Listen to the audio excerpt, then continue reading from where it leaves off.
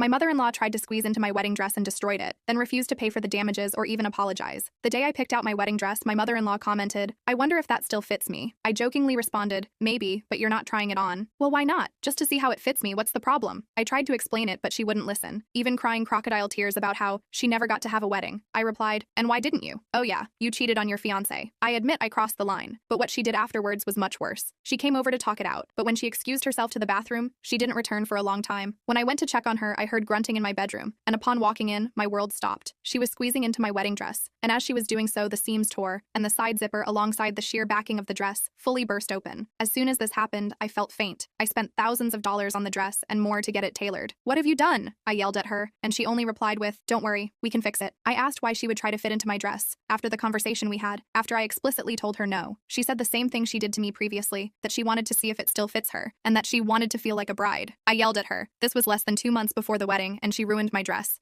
She acted like it wasn't a big deal and told me I was overreacting. I explained to her that I wasn't sure I could get it fixed in time for the wedding, or if I could even get it fixed at all. The original tailor I went to had a wait list for months, and I was lucky to get the appointment time that I did before the wedding. She again didn't seem bothered and didn't even apologize. My husband overheard us arguing and ran into the room to see what was going on. He looked at the dress on the floor and asked me what happened. I told him that his mom ripped my dress, and he looked horrified. He told her that she would have to pay for one as soon as possible since the wedding was only a few weeks away, but I had my heart set on that dress. It was the perfect one for me. Before I could express that to my fiancé, she was refusing, saying that it wasn't her fault that I got an unreliable wedding dress. She then tried to paint the picture as if she were doing me a favor. She said I should be thanking her because if a wardrobe malfunction happened at the wedding, then I wouldn't have had any time to get a new dress. I snapped and told her there would have been no malfunction because she was 4 sizes bigger than me. My husband chimed in and said that that wouldn't have been an issue because we got the dress tailored to fit me, but she wasn't listening. I demanded that she pay for my new dress since she had ruined this one, but she continued refusing. I realized that I wasn't getting anywhere in this conversation and I stormed out. My fiancé stayed in the room and continued talking to his mom.